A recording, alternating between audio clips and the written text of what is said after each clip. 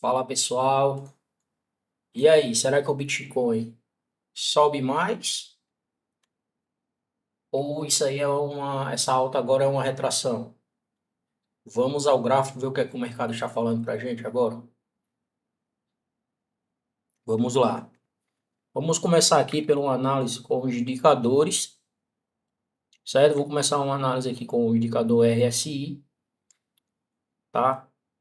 A gente vê que não tem divergência no RSI ainda, então essa alta ainda está saudável, certo? Estou analisando aqui o BTC e o USDT. E vamos lá. Estou no gráfico diário agora nesse momento, pessoal. E o que é que a gente vê aqui, ó? Veja só.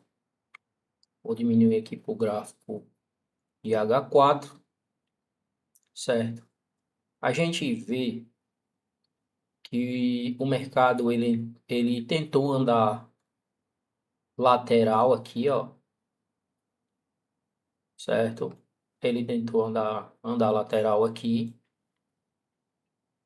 até renovou as mínimas, né?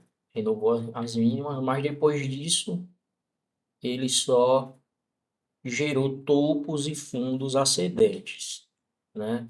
Sempre fazendo topos mais altos, fundos mais baixos, mais alto, né? Topos mais altos e fundos mais altos, topos e fundos ascendentes. E aí ele foi fazendo isso aí, certo?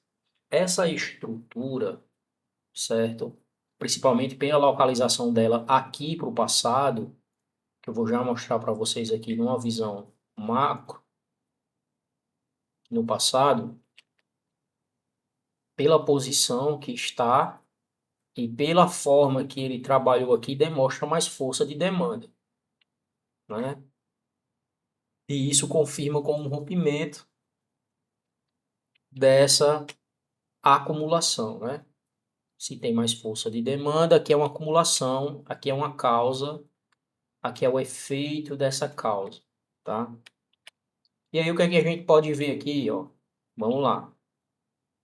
Aqui nós tivemos no meio do caminho algumas zonas de oferta, certo? Antes de eu ir lá ver o passado, vou explicar para vocês agora o presente e mostrar para vocês como está bem posicionado esse racional, certo? Vamos lá. Aqui nós temos uma zona de oferta, que é um order block, certo? Veja que essa zona de oferta não é válido para vendas. Por quê? Porque a localização desta acumulação, desta causa, essa lateralização, está numa zona de compras, certo? Com base nesses conceitos. Aí aqui a gente junta a divergência do RSI, que não tem, a gente não tem divergência, ok? E agora o mercado simplesmente ignora uma zona de oferta. Essa zona que era de oferta, ela passa a ser uma zona de demanda. O mercado pode fazer o famoso e conhecido pullback, ok? Então, aí, o que é que a gente pode aguardar? Já que a gente está com viés comprador, tá? O que é que a gente pode aguardar aqui antes de eu mostrar aqui a visão macro para vocês, tá? Vamos diminuir aqui o tempo gráfico para H1, 1 hora, e vamos procurar por pontos de interesse, seja volume de negociação, liquidez, enfim. São os pontos de interesse que a gente usa neste conceito de smart money, né? Lembrando, pessoal, que eu também uso price action também, tá? Nada,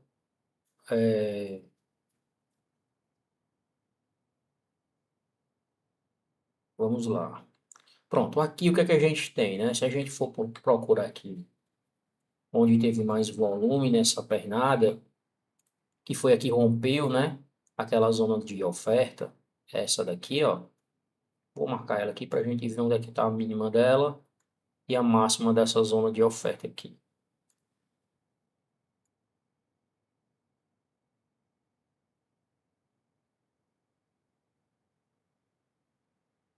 Ok?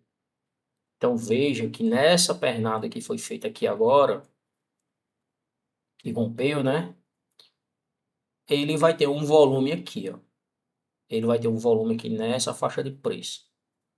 Onde está o volume profile aqui, ó. Todo o volume dessa alta é dado aqui nesse espaço do preço, certo? Isso aqui a gente tá vendo em H1, ok? Então vamos lá. O que é interessante a gente ver aqui? Interessante é a gente, como a gente está no H1, é a gente ver induções, né? O mercado chega bem próximo daqui, tá? Ele pode até fazer uma nova pernada, que ele vai estar validando esse fundo, né? Então quem está comprado já vai jogar seu stop aqui, já vai acreditar que não vale a pena continuar conduzindo se vir stopar aqui, ok? Ou que é o que a gente chama de indução. O mercado vem e ele pode ficar lateral aqui, ó, em cima desse ponto de interesse. Porém, ele não toca nele, tá? Se ele fizer pontos assim nivelados, melhor ainda. Ele vai estar fazendo aqui uma reacumulação, que é uma causa, uma lateralidade. Vai fazer uma indução e aqui nós teremos um padrão aqui que é que ele pode criar aqui modelos, né? Ele pode criar, eu fiz ele aqui bem desenhado, mas ele pode ser assim, ó, só para que vocês entendam, ele demonstre força predominante aqui de demanda, tipo assim, ó, ele vem, lá é a máxima dele e ele fica aqui assim.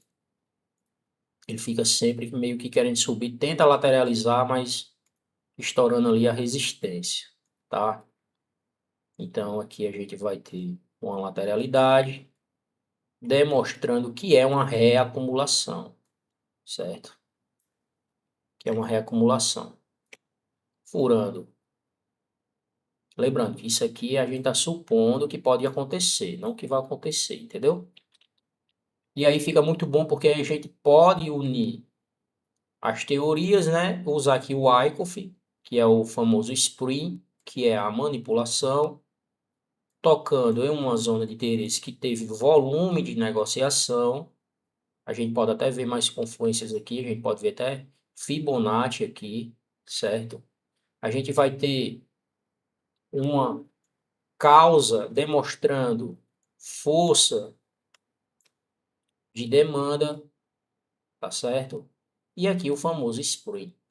Se ele faz um spree, quebrando uma estrutura aqui, que no caso, no SMC, a gente chama de choque ou MSS, ou BOS, tanto faz, mas a famosa quebra de estrutura, ou até melhor para simplificar para vocês. Num tempo gráfico maior, a gente está vendo aqui uma estrutura no H1, mas de um tempo gráfico maior, no H4, no diário, você vai ver aqui um martelo, né? Um doji, ou um harami, né? Enfim, o engolfo, né? O engolfo, enfim. Essas velas, geralmente, quando você diminui o tempo gráfico, geralmente é o famoso choque, tá? É o famoso choque. Então aí você pode usar os padrões também, a mesma coisa, realmente só muda os nomes. Mas aí, para simplificar, eu estou usando os termos aqui de SMC, tá?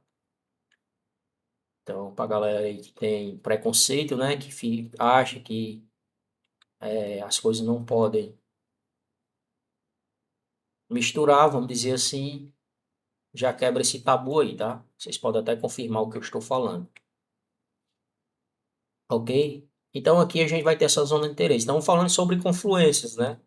Provavelmente a gente vai ter aqui uns 50% nessa zona de volume, né? A gente sabe se vai subir mais. Vamos supor que aqui já foi o final. ok? Então a gente vai ter os 50% em cima da POC, que a POC é onde teve maior volume nessa zona do volume profile. É a POC, né? Você vê que a 50% está mesmo em cima. Porém, não é válido, não fica válido nessa junção a gente achar que o mercado vai reverter aqui, ok? A gente precisa primeiramente de uma indução. O mercado induza antecipação de compras, seja um fundo duplo, ou validando um fundo, ou um fundo triplo, uma lateralidade, enfim, tá certo?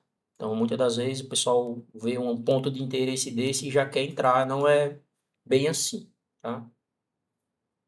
Ok? Então, é isso aqui que eu estou esperando para o Bitcoin, ok? Lá no meu Discord, eu passo uma análise antecipadas. A gente tem, eu vou deixar o link aqui, a gente tem lá no Discord, eu passo em tempo real. Eu vou narrando o gráfico, igual eu estou fazendo aqui para vocês, aí vocês não vão poder ver o que é que aconteceu amanhã e depois. E lá eu vou fazendo isso. E se eu não fizer, vocês podem me chamar, que eu faço uma análise, tá certo? A gente analisa junto. O Discord lá é aberto, você pode mandar sua visão, tá certo? Tranquilo, ok? Então, estou esperando isso aqui para o Bitcoin e vindo aqui, pessoal, na análise, né? Lá no passado, porque que eu estou acreditando aqui em compras agora nesse momento, é que o Bitcoin, ele fez esses topos e fundos ascendentes, né? Veja só, quando ele renovou aqui, esse fundo virou um ponto de liquidez, é um ponto de interesse do mercado, né? Quem está acreditando em compras aqui geralmente quer vender aqui para poder mudar a mão, né? Ou vender, é uma quebra de estrutura, enfim. Porém, aqui é um ponto de liquidez que a gente chama de indução, ok? E aqui nós tivemos, eu vou puxar o volume profile e vocês vão ver que teve volume aqui. E aqui é uma zona de demanda, tá? Que é uma zona de demanda. Ó, o preço tocou, já saiu compras. Você vê que ele tocou aqui mais ou menos 50%, né, dele, certo? Eu vou mostrar aqui, eu vou puxar o volume profile, mas eu sei que vai ter volume aqui. Tá vendo? Então você vê que tem volume aqui nessa zona, tá? A gente vai ter volume aqui e aqui embaixo, ó, tá vendo? Então são pontos de reversão muito forte. O mercado tem dois conceitos, né? A captura de liquidez e está tocando numa zona de maior volume. Essas zonas de maior volume, eles podem servir para reversão ou para demonstrar que a força, qual é a força predominante no momento. Então aqui a gente está avisando. Foi compras, tá certo? Inclusive, eu fui passado isso lá no Discord. Rejeitou uma zona de oferta, ok? Rejeitou uma zona de oferta. E aí a gente vai ter outros pontos de interesse aqui para o mercado provavelmente reverter tudo aqui e buscar outros pontos mais fortes de compradores, né? Pontos mais fortes para entrada de compradores. Então aqui ele vai encarecendo, encarecendo para ver se entra mais oferta, né? Então os pontos de interesse de oferta aqui seria aqui, a gente tem uma zona de oferta que o preço não tocou ainda, certo? Não quer dizer que ele vai reverter aqui. A gente precisa de mais confirmações, unir conceitos. Não quer dizer que aqui é uma zona de oferta e o mercado vai reverter. Pode muito bem ignorar essa zona de oferta, tá? E o mercado faz o que ele quer. Então a gente vai fazendo criando esse racional e vai esperando novas confirmações. Então essa aqui é a análise do Bitcoin, agora para o dia 5 de maio de 2026. E estaremos lá no Discord passando os detalhes dia a dia, beleza?